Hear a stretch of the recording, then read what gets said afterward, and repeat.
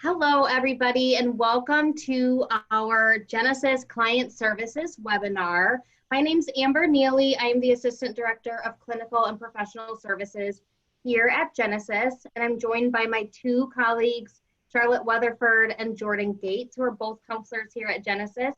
I'm going to run through some announcements really quick, and then we're going to jump into our parenting topic. So for starters, I just want to remind everyone that this presentation is for educational purposes only, so it's not meant to be used in lieu of counseling. And also, please consider your safety and your situation before practicing any of the ideas that we're talking about today. Next slide.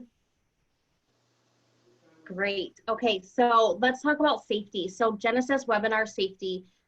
Please be sure that you're watching this in a safe place where only safe people can hear it, right? You might want to use headphones while you're watching this. So being mindful of who's going to be able to hear what you're listening to. Remember to also clear your browser history after watching this video if there's somebody that could potentially be monitoring your phone or computer. And also, if you need to leave the webinar, quickly remember you may need to click end a few times. You'll have to click end meeting, and then you may have to click out a few times just to be sure that the Zoom page is closed. And then remember confidentiality. So please, during this Zoom webinar, we're just asking that you do not use the chat feature. If you do use that chat feature, your name and comment will be seen by anybody that's watching. And we're going to be posting all of these on YouTube. So therefore, if you're, if you use that chat feature, your name and everything is going to be broadcast. Also, if you are watching this on our YouTube channel, again, we just ask that you don't leave any comments, because if you do, your name and comment will be seen by anyone else who accesses this webinar. And then support. So if during the time you're watching this, or even after you're watching this, you're in need of help and you're in need of some crisis management, maybe you're feeling really overwhelmed, or maybe you're needing some help with safety planning, please call our 24-hour hotline. That number is 214-946-4357. You can go ahead and jot that down. And then again, if you're not already a current client here at Genesis and you're interested in counseling, you can call our outreach office at 214-389-7700.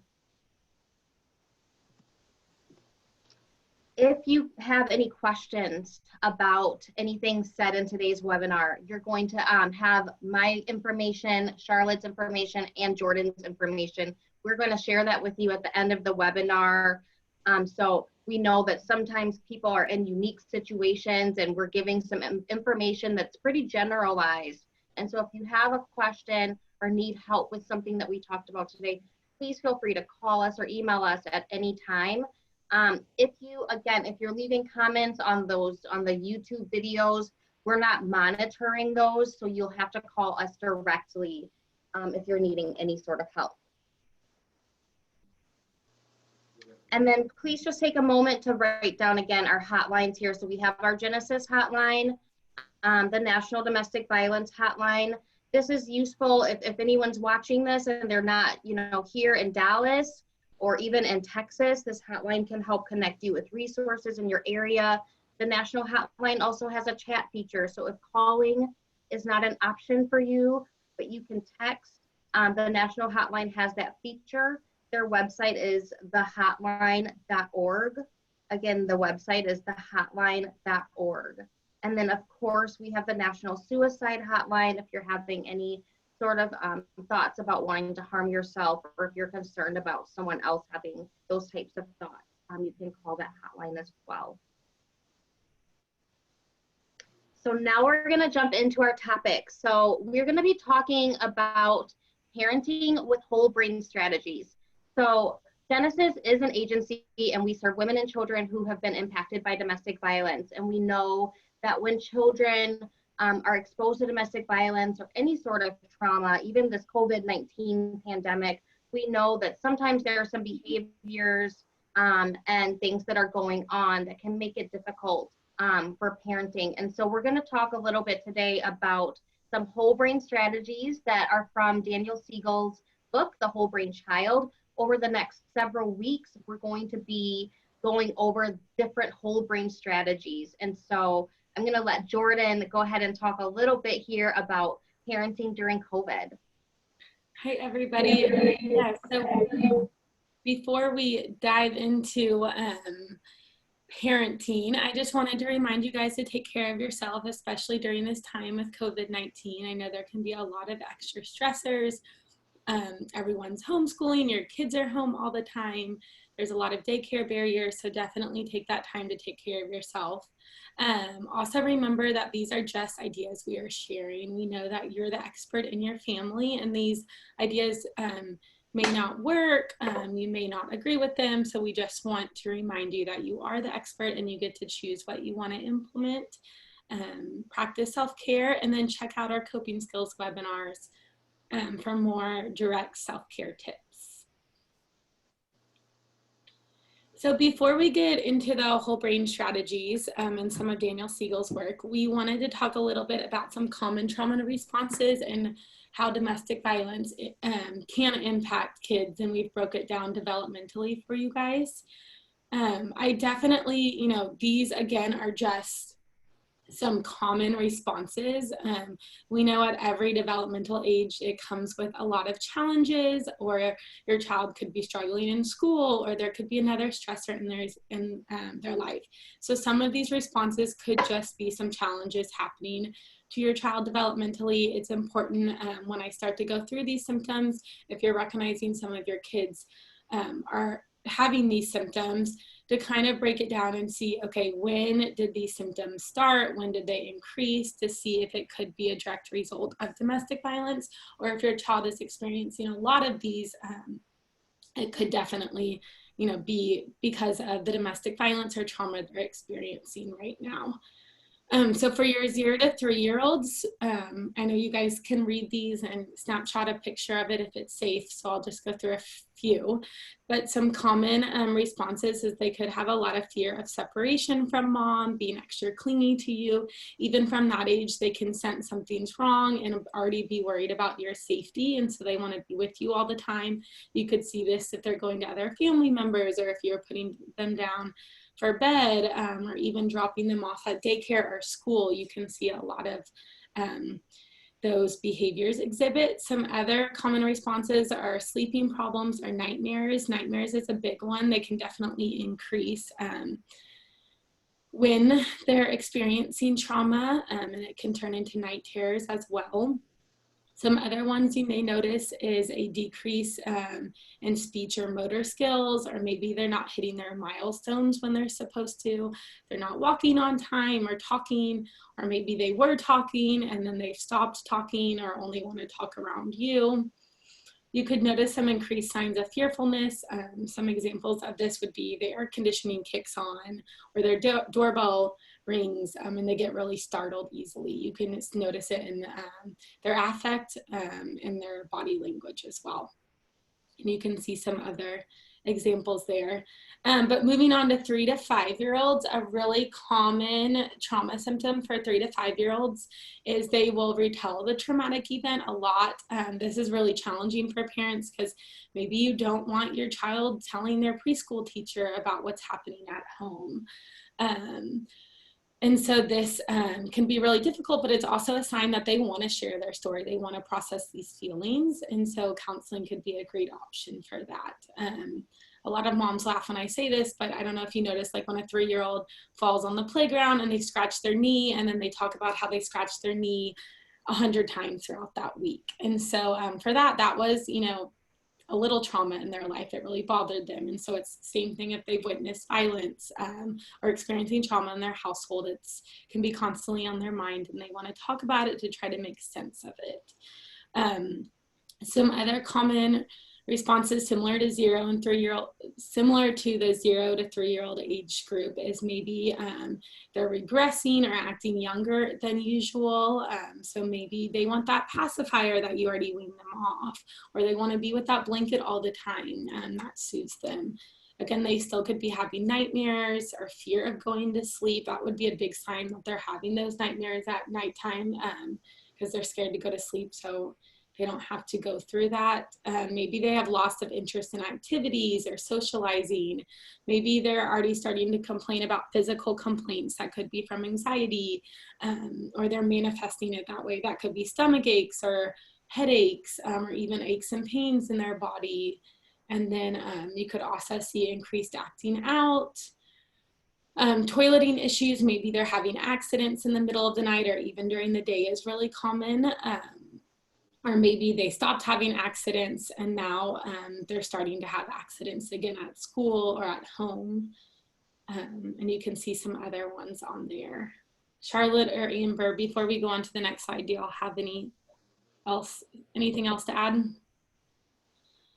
I don't think so. I think you did a good job describing those. Yeah, we can go to the next one. So now this breaks it down from 5 to 12 years old, 12 to 18-year-old.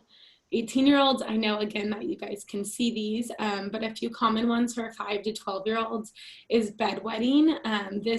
Even the 12-year-olds, this can definitely be a way that they exhibit sleeping problems, anxiety, and it's also, if you're 7, 8, 9, 12 years old, that can hold a lot of anxiety or fear around having to wake up and tell your mom that you had an accident in the middle of the night. But we know that's really common.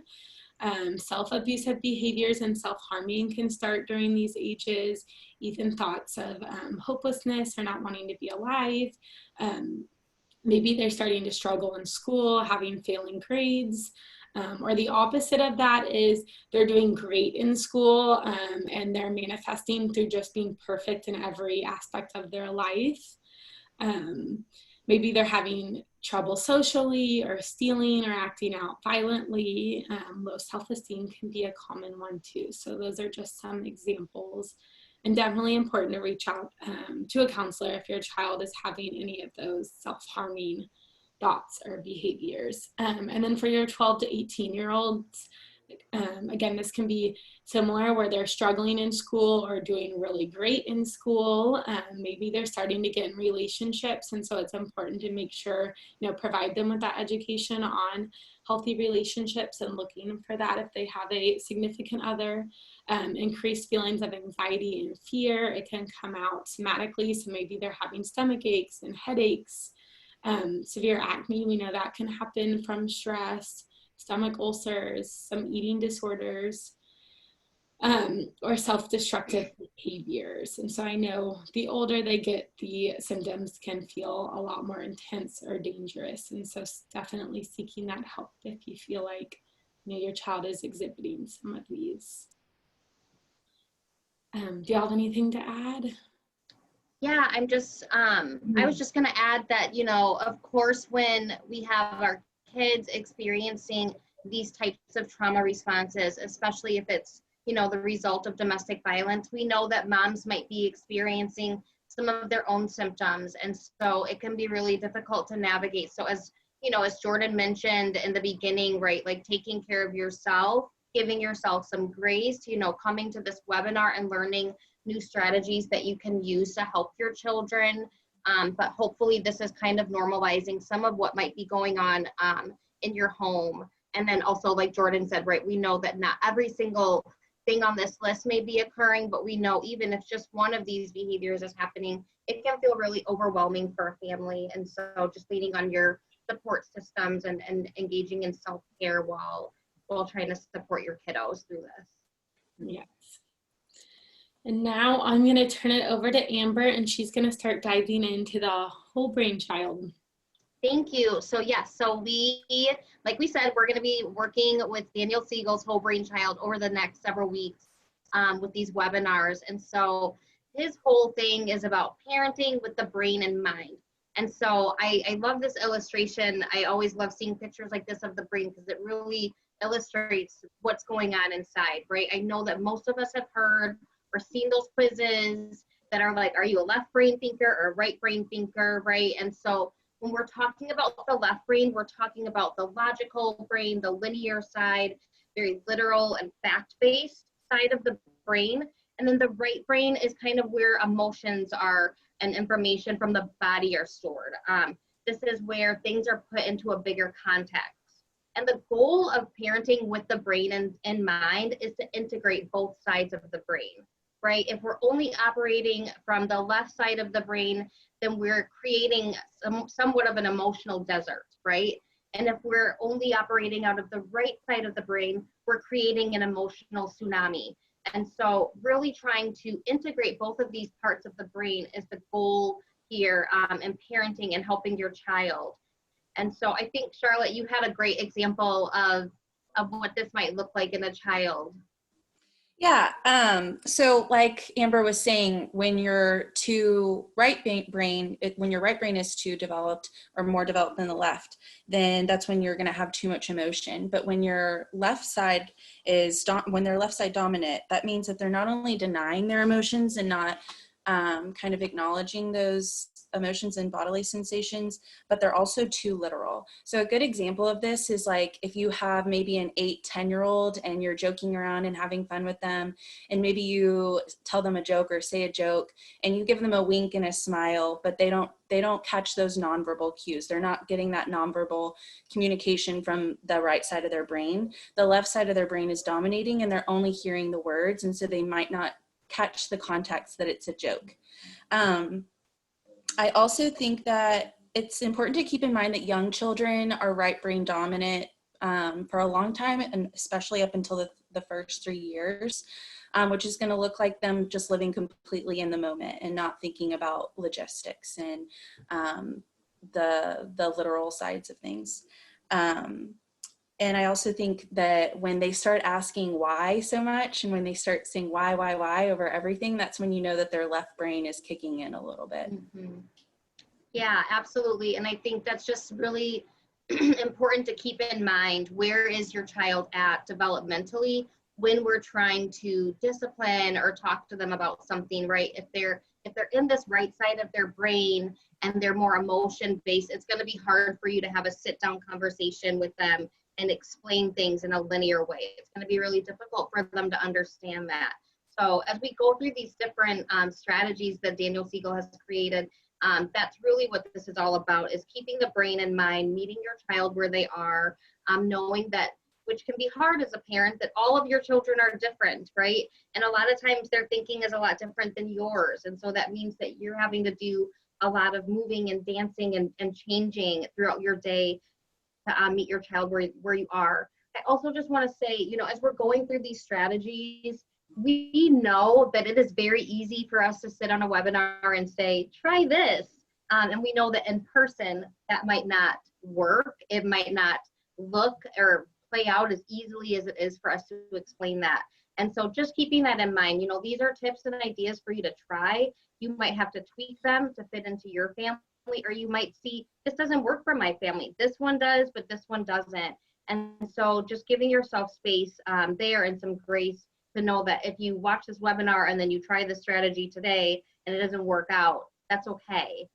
Consistency is key, like keep trying and practicing, but also being realistic about it as well and try not to put too much pressure on yourself. Mm-hmm. So these were some of the strategies that Amber was mentioning. These are great strategies to help your child's brain grow and develop and integrate, but also to help the two of you get through some of those really hard moments when they're feeling really emotional and maybe you're feeling a little lost of like, how do I handle this?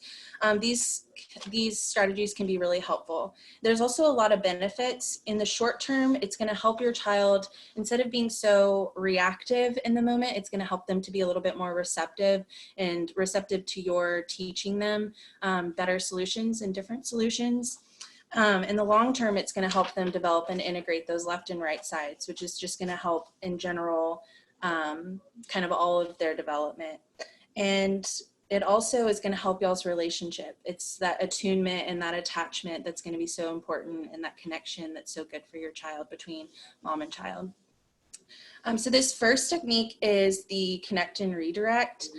First, I always like to say that I think it's important to kind of decipher between what kind of tantrum your child is having. Sometimes children, as we all know, children, you know, you may be in the grocery store and they want that pack of gum and you say no, and they know that if they throw enough of a tantrum, you might say yes. That's more of a behavioral tantrum, and I think every mom knows their child well enough to know when they're having that kind of a tantrum.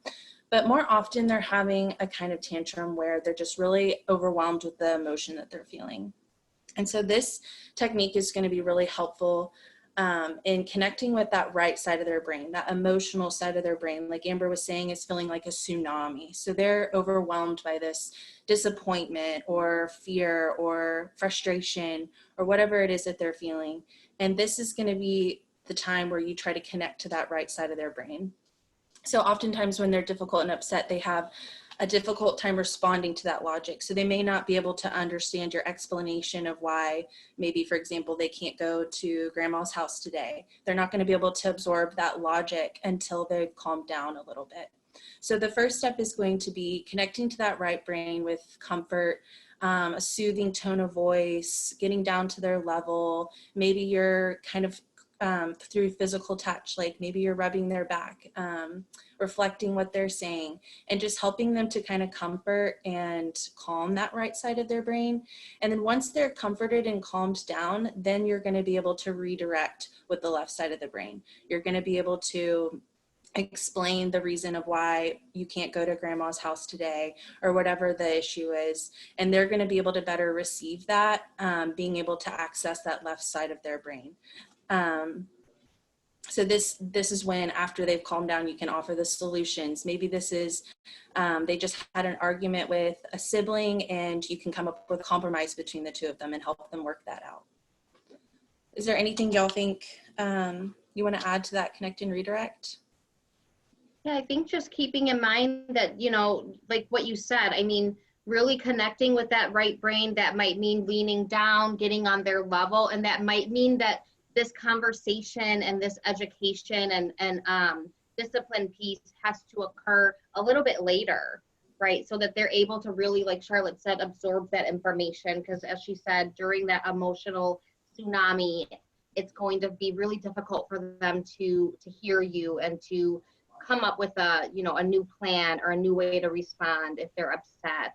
And so really just trying to give them that space to calm down before going in with that left brain logical stuff. Mm-hmm.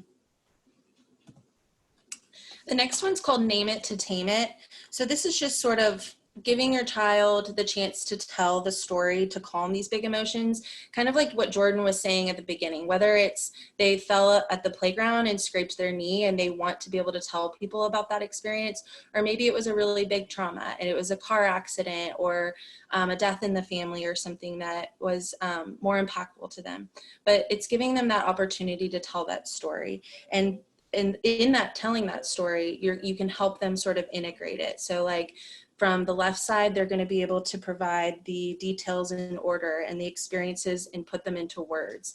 And the right side, they're going to be able to incorporate the feelings that they had from that experience and the bodily sensations that they were experiencing, so that way they can kind of incorporate all of those experiences into a whole picture. Let's see, and you know, it's important not to push for them to talk about it. If they're feeling like they don't want to talk about it, they may need another way of storytelling. So that might be drawing pictures, that might be acting it out, that might be maybe your child likes to sing, maybe they want to sing a song about it. Whatever your child's, the way that they like to express themselves, that might be how they want to tell that story. But it's important to be able to name some of these big emotions and tell the story to make sense of it, kind of like what Jordan was saying at the beginning of the presentation. Is there anything else y'all think is important about Name It to Tame It? I really just like the that last sentence. It can be tempting to tell your child stop crying or you're fine. I think that this is kind of something socially that we've been kind of trained to believe over the years. And you know, there's been a lot of research done on allowing them to tell the story about what happened and allowing them to feel that emotion. but I know it can be tempting to just be like, you're okay, like, don't worry about it, you're fine. Because of course, as a parent, you don't want to see your child hurt or upset, and you want them to just be okay. And so allowing them to have those emotions and allowing them to know it's okay to feel sad, it's okay to feel upset right now, and it's okay to talk to me about it. I'm safe. I'm a person that you can share these feelings with. Not that anyone was saying stop crying or you're fine because they didn't love their child or didn't want their child to feel safe. I think, again, that's just something we've kind of socially done as a society for years and years and years. So I can see how that piece can be, you know, hard to change. And so, again, I always say, like, give yourself grace. We know that, especially right now during this pandemic, that parenting can be really tough. And so try these strategies, you know, and see how that helps your family, see how that helps your child. Mm-hmm. Yeah, I was just going to say sometimes a child, right, they're seeking just a quick validation. And maybe that's why they're having that huge reaction, because they're not getting that validation they want. And so if you acknowledge it, it allows them to say, okay, someone saw it or someone knows I'm hurting. And now that someone else is, you know, there with me and comforting me, I can move on. Mm-hmm. Yeah, sometimes that just facilitates that healing process and helps them to get past it a lot faster. Mm-hmm. That feeling seen, feeling heard, feeling felt. And these strategies will take time, I think. Right, when you try something new, it's going to have to become a pattern because kids are looking for that.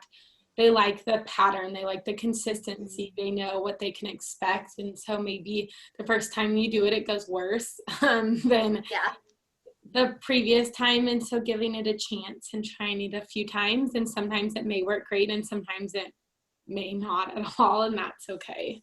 Mm-hmm.